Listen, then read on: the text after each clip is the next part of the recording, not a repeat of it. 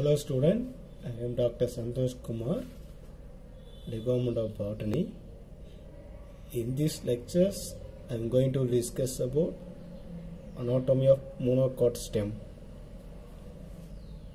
Hello student, இந்த வகுப்புல பாத்தீங்கன்னா ஒருவித்தலை தாவரத்தினுடைய உள்ளமைப்பு பத்தி பார்க்க போறோம்.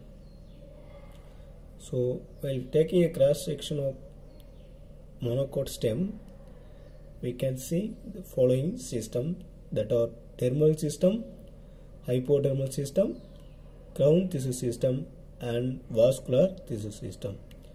ஒரு தண்டுடைய உள்ளமைப்பு எடுத்து நம்ம பார்த்தோம்னா மொத்தம் 4 வகை அமைப்பு காணப்படும். Dermal tissue system, this is the dermal tissue system, and then hypodermal system, crown tissue system and vascular tissue system. இந்த 4 வகை அமைப்பு காணப்படும்.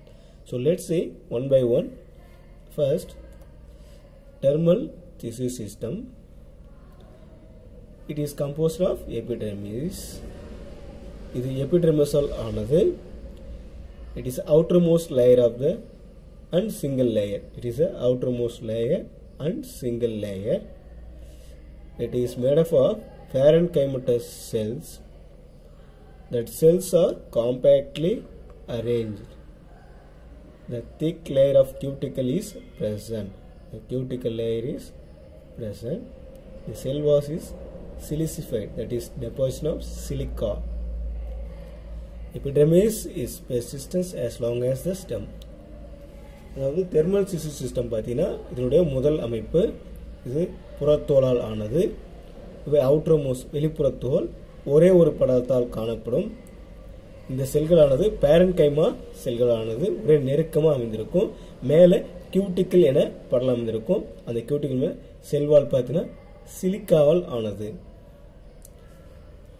The function of the terminal system is limiting layer and outer boundary. Provide protection. That silica deposition will provide the mechanical support of the tissue system. Cuticle is prevent the transpiration. Stomata allows gaseous exchanges. இது பார்த்தீங்கன்னா ஒரு பவுண்டரியா காணப்படுகிறது இந்த tissue systemத்துக்கு. It provide protection, பாதுகாப்பு இருக்கும். Silica deposit ஆவதில் ஒரு mechanical சப்போர்ட்டாக இது பயன்படுது. கியூட்டிக்கல் இருக்கிறதால டிரான்ஸ்பிரேஷன் கண்ட்ரோல் பண்ணப்படுது. வாயு அதாவது நீராவி போக்கு அதிகமாக கண்ட்ரோல் பண்ணப்படுகிறது. ஸ்டொமேட்டா இருப்பதால் வாயு பரிமாற்றத்துக்கு பயன்படுகிறது. நெக்ஸ்ட் இந்த செகண்ட் சிஸ்டம் பார்த்தீங்கன்னா ஹைப்போடெர்மல் டிஷ்யூ சிஸ்டம். இது பார்த்தீங்கன்னா ஹைப்போடெர்மிஸ் என அழைக்கப்படும். It is occupy immediately below the epidermis. So எபிடெர்மிஸ்க்கு கீழே இருக்கக்கூடிய பகுதி பார்த்தீங்கன்னா hypodermal tissue system. It is occupied immediately below the epidermis. The cells are polygonal and compactly packed. அதாவது புறத்தோடு கீழே இருக்கிறது ஹைப்போடெர்மிஸ் எனப்படும். எபிடெர்மிஸ் கீழே அடுத்து இதாக காணப்படும். செல்ஸ் பார்த்தீங்கன்னா பாலிகோனல் ஷேப் பலகோண வடிவத்தில் இருக்கும். காம்பேக்ட்லி நெருக்கமாக அமைஞ்சிருக்கும். மல்டி லேயர் அண்ட் ஸ்க்ளீரன் கைமட்டஸ்னா பல படலத்தால் ஆனப்பட்டிருக்கும். ஒன்று அது பார்த்தீங்கன்னா முன்னாடி பார்த்த புறத்தோல் பார்த்தீங்கன்னா ஒரே ஒரு மட்டும்தான் இருக்கும். இது பார்த்தா ஒரு 3 4 5 படம் இருக்கும். ஸ்க்ளீரன் கைமாவால் ஆனது இந்த செல்கள் பார்த்தீங்கன்னா. இந்த பகுதியில் பார்த்தீங்கன்னா பெரிஃபரல் ரீஜன் வாஸ்குலர் பண்றது எபிடெர்மிஸ். இந்த ரீஜனில் வாஸ்குலர் பண்றதுல வந்து காணப்படும். இந்த ஃபங்க்ஷன் பார்த்தீங்கன்னா ப்ரொவைட் சப்போர்ட் அண்ட் ப்ரொடெக்ஷன், பாதுகாப்பும் சப்போர்ட் கொடுக்குறது என்னுடைய வேலைங்க. அடுத்தது ground tissue system is composed of cortex cells. இது பார்த்தீங்கன்னா கார்டெக்ஸ் பகுதிகளால் ஆனது. இந்த பகுதி the ground tissues are not differentiated. Cortex are parenchyma செல்களால் ஆனது. செல்கள் பார்த்தீங்கன்னா large and circular, பெருசா இருக்கும், சர்க்குலராக இருக்கும். The cells are loosely packed with the intercellular space. So loosely arranged இருக்கும். செல்களுக்கு இடைப்பட்ட ஸ்பேஸ் இருக்கும், இடைவெளி காணப்படும். அக்வாட்டிக் மோனோகாட்ல பார்த்தீங்கன்னா ஏரன்கைமாவால் ஆனது. இந்த திசு பார்த்தீங்கன்னா இந்த கிரவுண்ட் திசு பகுதி பார்த்தீங்கன்னா ஏரன்கைமா செல்களால் ஆனது. இதில் பார்த்தீங்கன்னா அக்வாட்டிக் பிளான்ட்ல. சம் பிளான்ட்ல பார்த்தீங்கன்னா ஹோலோ ஸ்பேஸ் இருக்கும், ஒரு வெறும் கேப் எதுவும் இருக்கும். ஒரைசா ட்ரைட்டிங் பார்த்தீங்கன்னா ஒரு மைய பகுதியில் ஸ்பேஸ் நிறைய ஸ்பேஸ் இருக்கும். இதோட ஃபங்க்ஷன் பார்த்தீங்கன்னா storage and bear the vascular bundle. Vascular பண்டல்லையும் உணவு இந்த பகுதியில் உணவுகளை சேமித்து வைப்பது இதோடைய ரோல். நெக்ஸ்ட் வாஸ்குலர் திசு சிஸ்டம் பார்த்தீங்கன்னா it is composed of vascular bundles. வாஸ்குலர் கற்றைகளால் ஆனது. That vascular bundles are numerous. So அதிகப்படியான வாஸ்குலர் பண்டல்கள் காணப்படும். It is arranged in a scattered arrangement in the cortex region. You know that this is the cortex region. The vascular bundles are arranged in a scattered manner. So vascular bundles shows a difference size in differences. அளவுல பார்த்தீங்கன்னா வேறுபட்டு காணப்படும். Outer region பார்த்தீங்கன்னா ஸ்மாலாக இருக்கும், சின்னதாக இருக்கும். Inner region பார்த்தீங்கன்னா பெருசாக இருக்கும். You can see that. So vascular bundle வந்து conjoined, collateral and closed manner. The vascular is cambium is absent. The vascular bundle cambium இருக்காது. You can see only dicot stem மட்டும் தான் பார்க்கலாம். That vascular bundle is composed of xylem and phloem. Vascular bundle பார்த்தீங்கன்னா xylem மற்றும் phloemத்தால் ஆனது. The xylem is endark. Xylem பார்த்தீங்கன்னா வெளிநோக்கி காணப்படும். It has two types of xylem that are protoxylem and metaxylem. That protoxylems are arranged towards the interior, that metaxylems are arranged towards the exterior.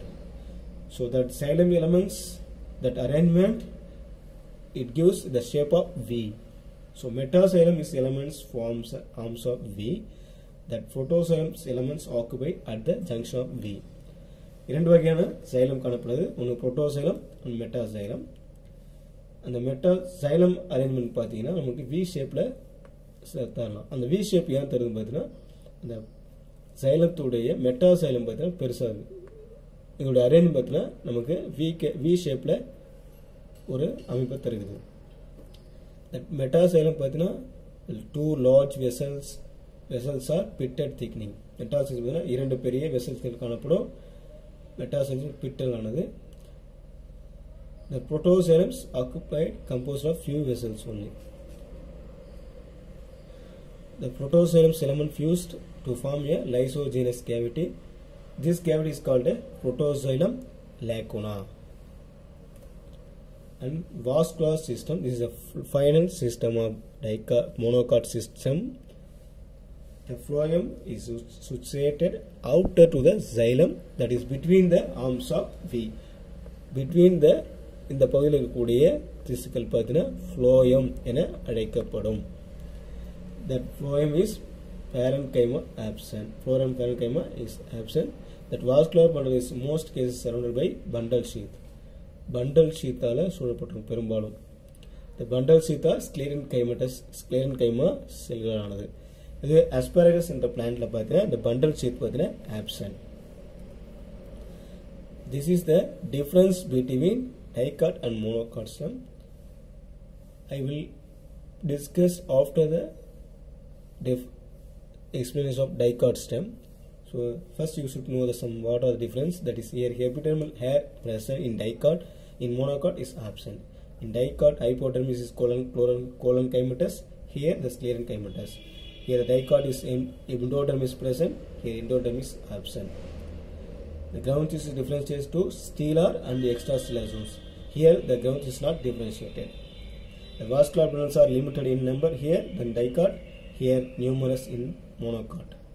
The vascular bundles are arranged in a broken ring. In monocot, vascular bundle is arranged in a manner, scattered manner.